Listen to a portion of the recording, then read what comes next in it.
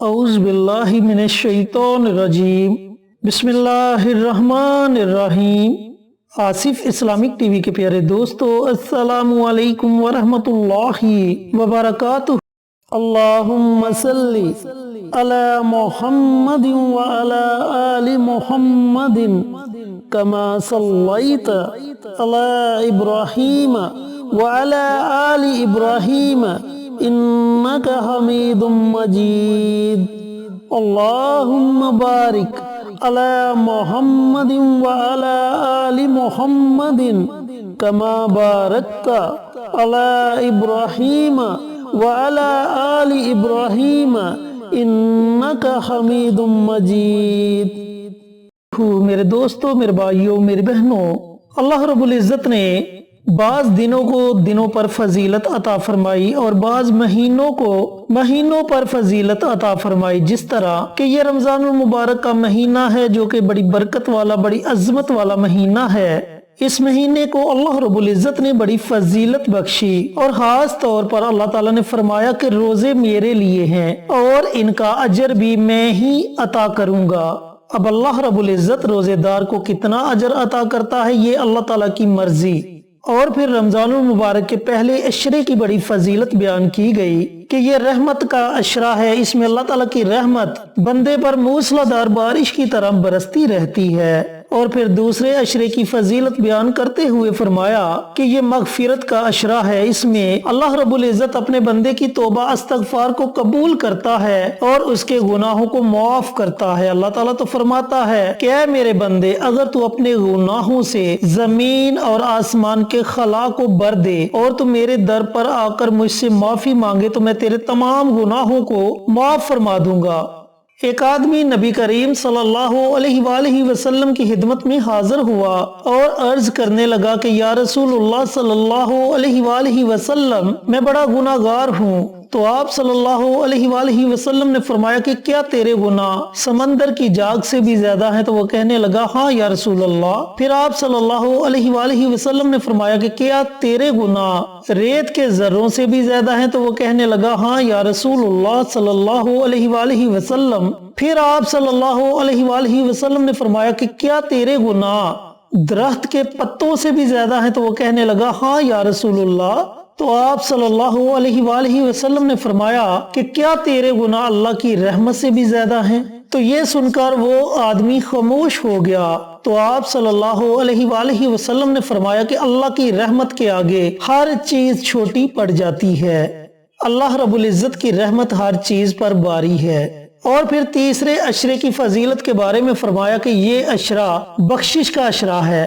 پہلا عشرہ رحمت کا، دوسرا عشرہ مغفرت کا اور تیسرا عشرہ بخشش کا عشرہ ہے۔ اس عشرے میں اللہ رب العزت نے امت محمدیہ کو قرآن پاک کا تحفہ عطا فرمایا، اور اس عشرے میں اللہ رب العزت نے مسلمانوں کو ایک ایسی رات نصیب فرمائی کہ جس کے بارے میں آپ صلی اللہ علیہ وآلہ وسلم نے فرمایا کہ اس رات کا اجر 1000 مہینے کی راتوں کے اجر سے بھی زیادہ ہے۔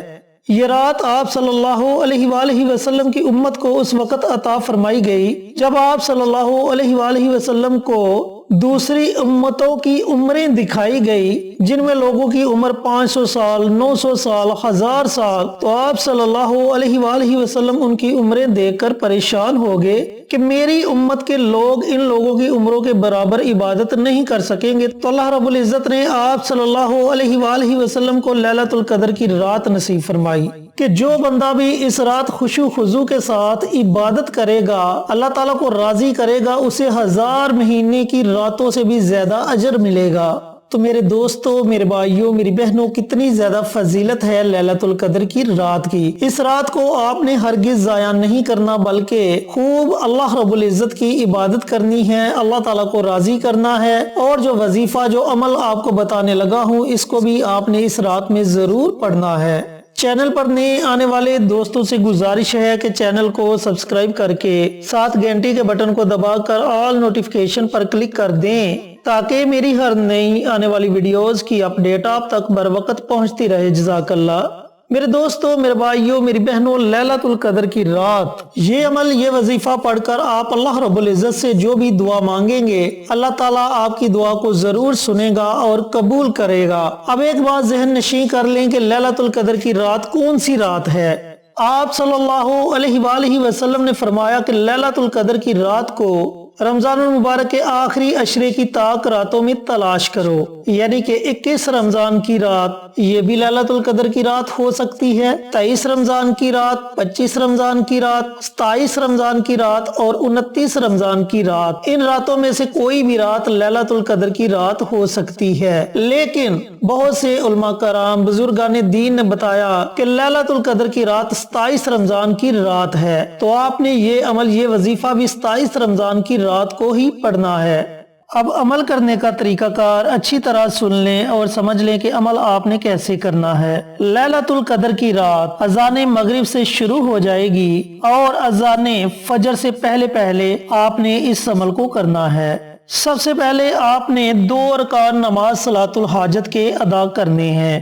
یہ 2 نوافل جب آپ کا جی چاہے پوری رات میں آپ ادا کر سکتے ہیں۔ نیت ان کی آپ نے ویسے ہی کرنی ہے جیسے آپ دوسرے نوافل کی نیت کرتے ہیں۔ 2 رکعت نماز نفل پڑھتا ہوں یا پڑھتی ہوں، خاص اللہ واسطے منہ میرا کعبہ شریف کی طرف، اللہ اکبر، اس طریقے سے آپ نے نیت کرنی ہے۔ اس کے بعد سورۃ فاتحہ کے بعد آپ نے صرف 3 مرتبہ سورۃ اخلاص پڑھنی ہے۔